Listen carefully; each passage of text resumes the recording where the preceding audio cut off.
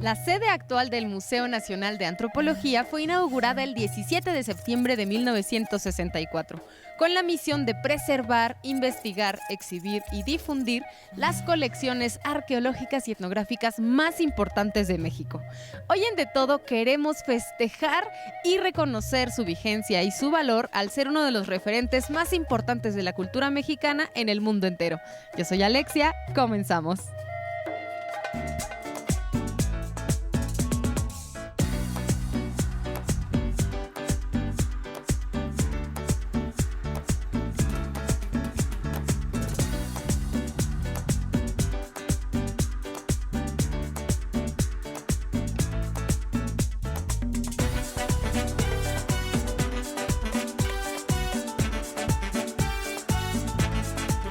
Visitar el Museo Nacional de Antropología siempre es una aventura diferente, justo como nos gusta aquí en De Todo, porque es un espacio realmente impresionante, no solo por su arquitectura, sino por todo lo que alberga. Y para conocerlo un poco más de cerca, nos acompaña en esta ocasión Antonio. Muchas gracias por estar con nosotros aquí en De Todo.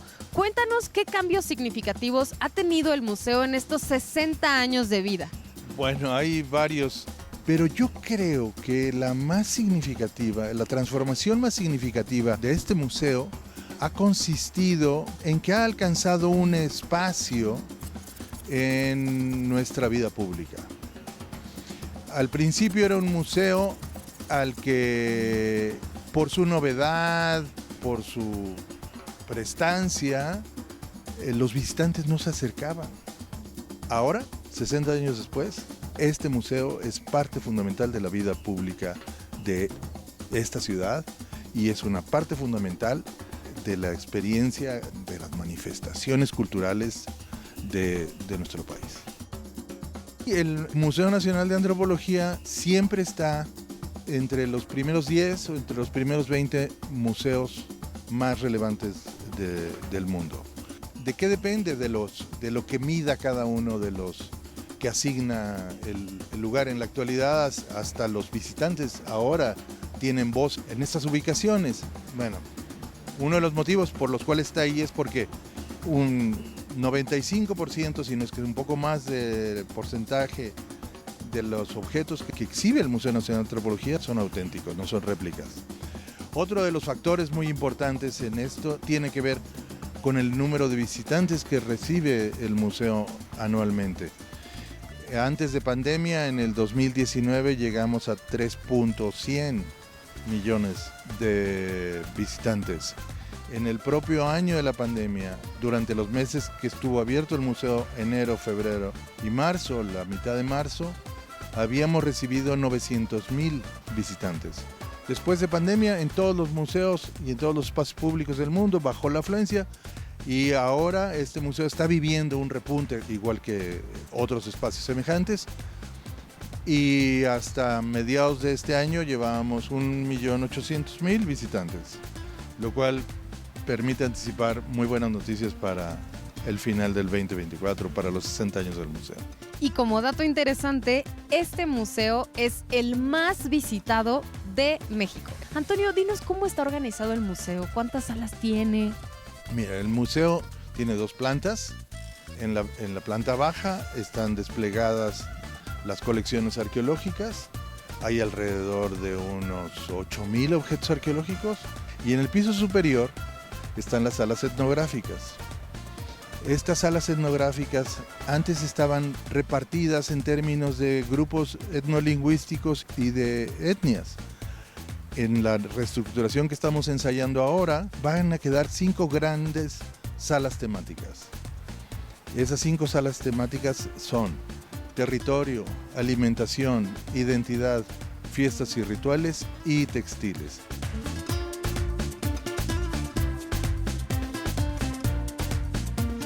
Y en este caso, por ejemplo, nosotros decimos que hay que visitar el Museo Nacional de Antropología, pero no concedan nada más un día, porque en un día no se lo acaban, ¿no? Lo escuchamos constantemente. ¿Tú qué opinas? ¿Qué recomendación nos das para visitar este museo? Sí, yo creo que es muy importante para los que tenemos la suerte y la condena de habitar esta ciudad y tenemos la alternativa de venir al Museo Nacional de Antropología con la frecuencia que deseemos, lo ideal es no agotarlo de un viaje.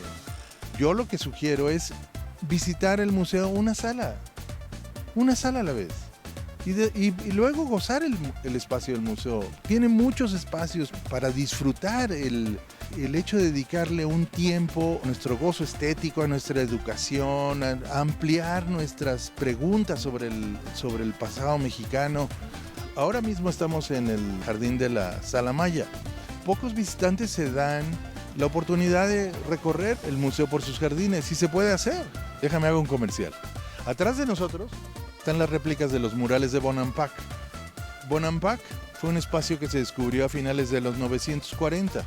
Bueno, vamos a 1964. En 1964 conciben estos espacios para traer réplicas de zonas arqueológicas. Y por supuesto, en tratándose de la zona maya, el hallazgo más importante, cercano a la fecha de la construcción del museo, eran precisamente los murales de Bonampak.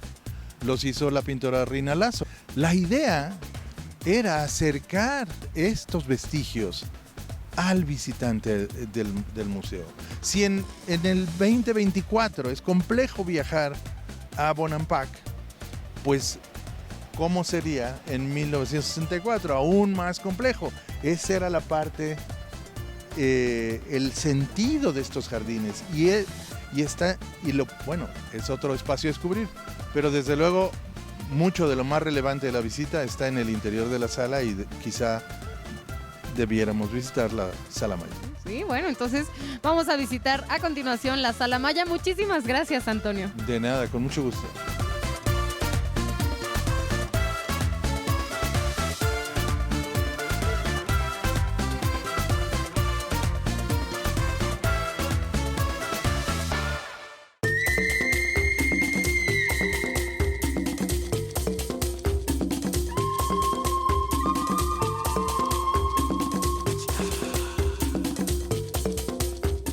La Sala Maya, sin duda alguna, es una de las que las y los visitantes buscan con mayor frecuencia cuando vienen aquí al Museo Nacional de Antropología.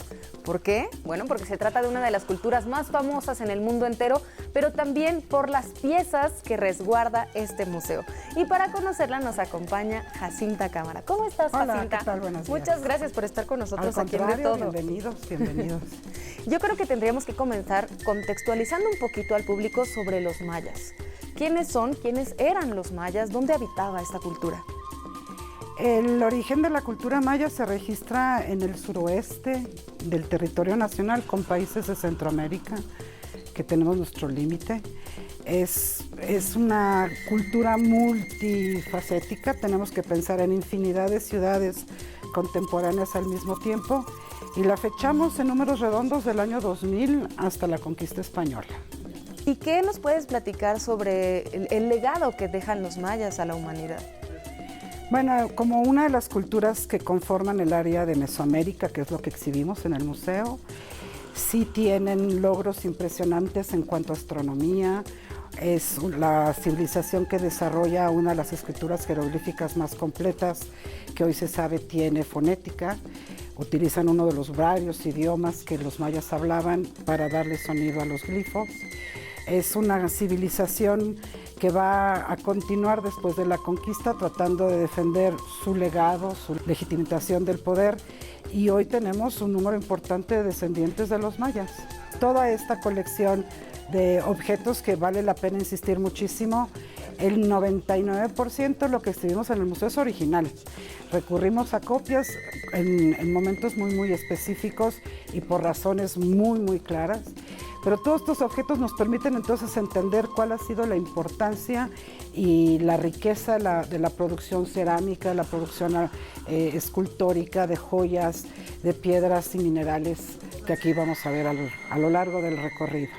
Aquí detrás de nosotras tenemos Sí. piezas que provienen de la isla de Jaina, Sí. cerca de Campeche. Es una isla chiquitita, con el tiempo se pudo comprobar que es artificial.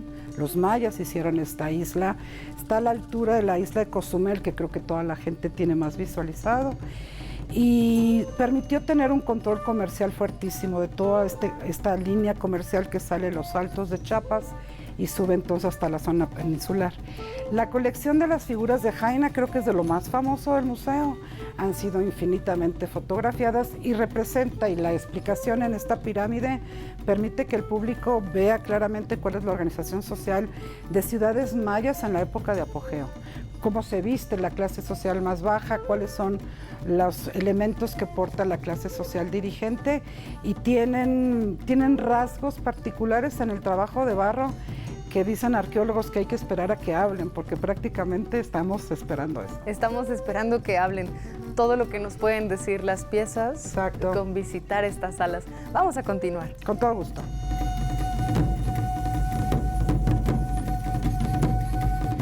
Jacinta, tenemos muchas preguntas. Sí, así lo veo.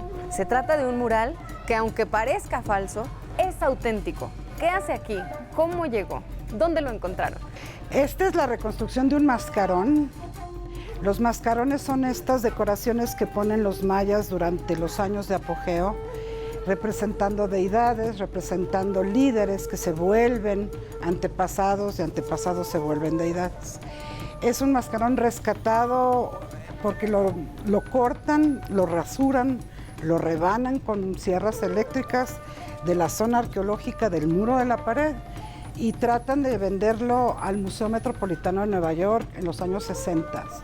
Este museo inauguró en 1964, y entonces el director del Museo de Nueva York reconoció que las 48 piezas con las que habían fragmentado todo este mascarón eran y pertenecían a México. Entonces le habla al doctor Bernal.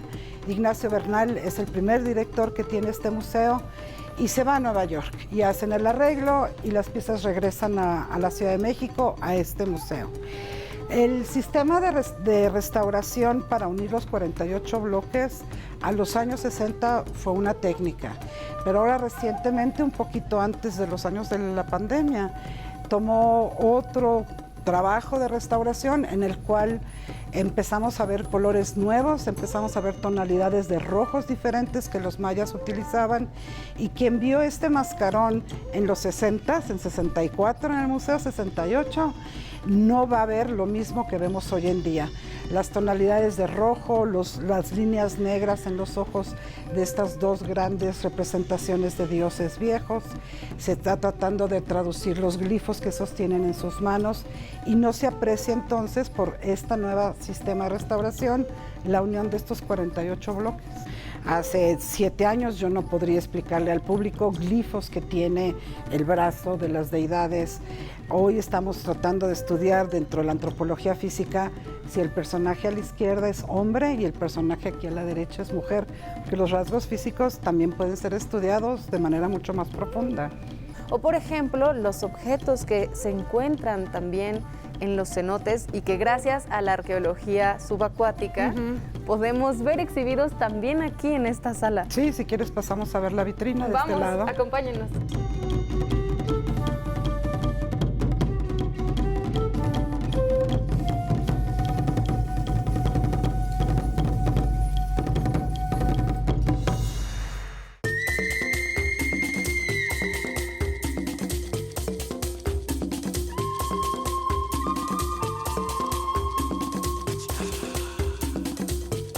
Los cenotes son considerados espacios sagrados de acuerdo a la cosmogonía de la cultura maya. Sí, Chichén Itzá es uno de los sitios arqueológicos de la época posclásica. Tiene un poderío general en la zona de Yucatán, y el cenote ha sido claramente estudiado por muchos especialistas. Estos objetos que tenemos en vitrina son el resultado de una excavación subacuática. Entran los arqueólogos, son expertos buzos, y hacen el hallazgo de estos objetos que están conformados por objetos de oro que igualmente eran motivo de comercio con los grupos centroamericanos, como objetos de barro que tienen una conservación impactante por la misma situación de humedad del cenote.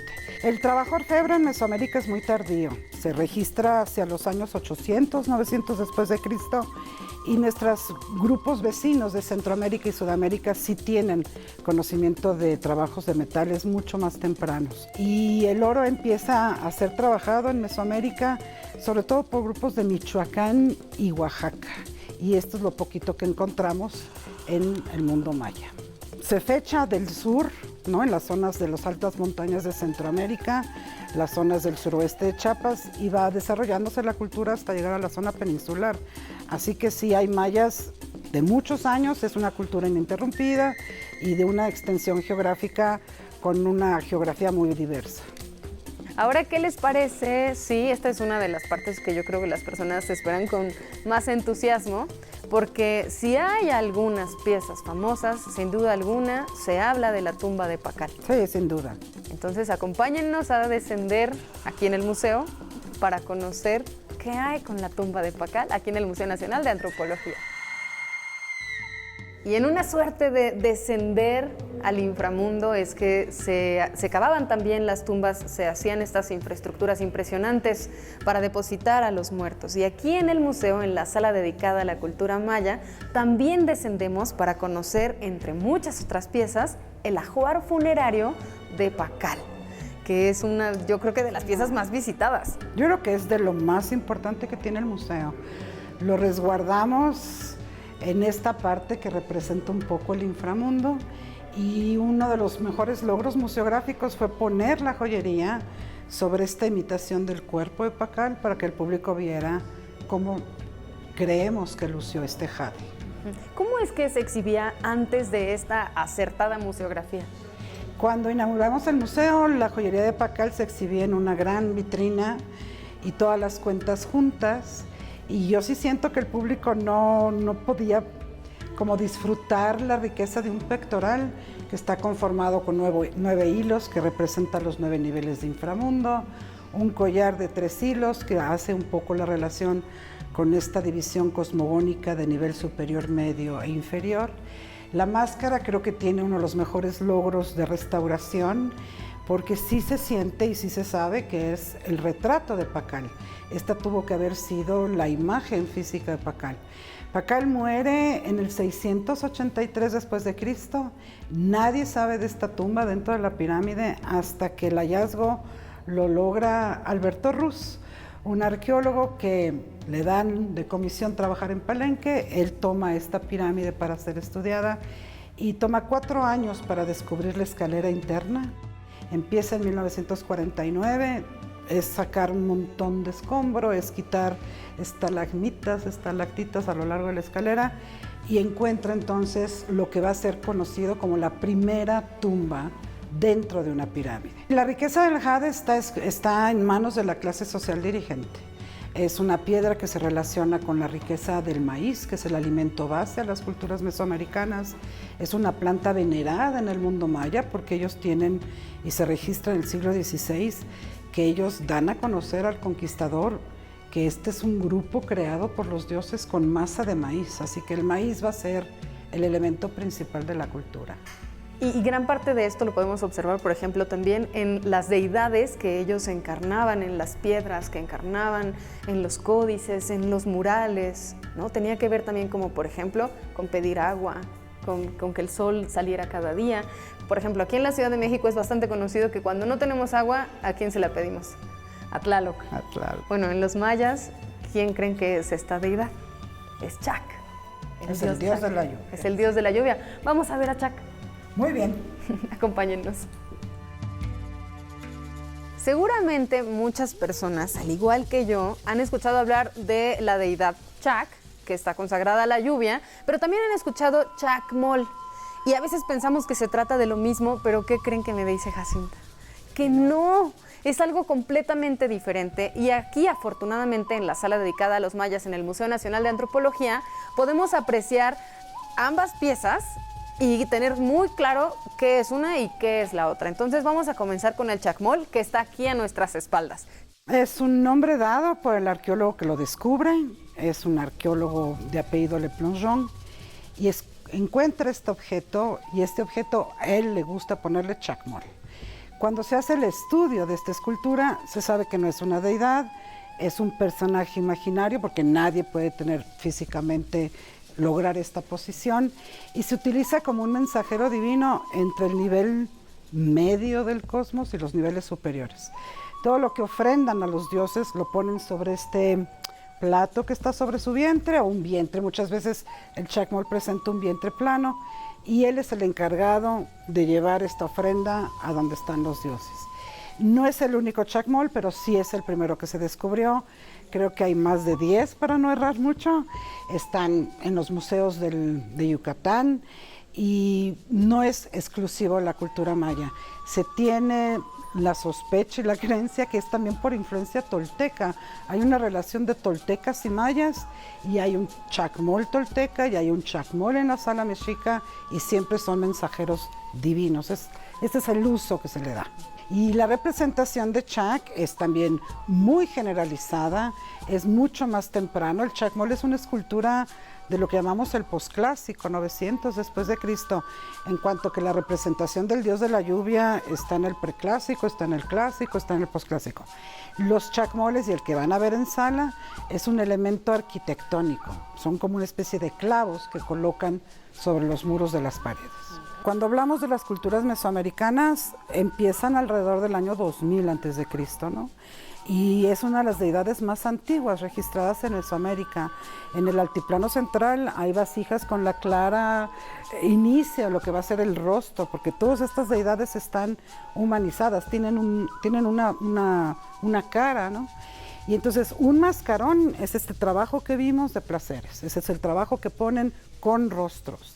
Y lo que es el trabajo de representar a Tlaloc corresponde al preclásico, que va del 2000 al 200, el clásico, que va del 200 al 800, y el posclásico, del 800 a Conquista.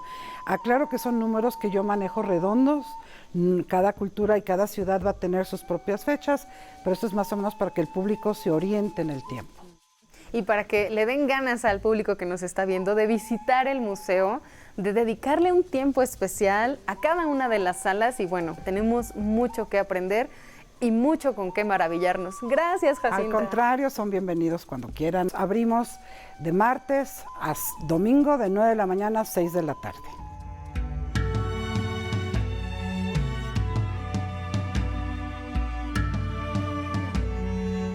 Los mayas fueron producto de un larguísimo desarrollo cultural. Los códices de sus escritos sobre astronomía y religión son tan solo una parte de la vasta representación de la riqueza de sus conocimientos. Por hoy nos despedimos, pero sé que les gustó mucho este episodio. Recuerden que lo pueden volver a ver en nuestras plataformas digitales y que nos pueden escuchar a través de Radio IPN en el 95.7 de FM. Soy Alexia, esto es de todo, hasta la próxima.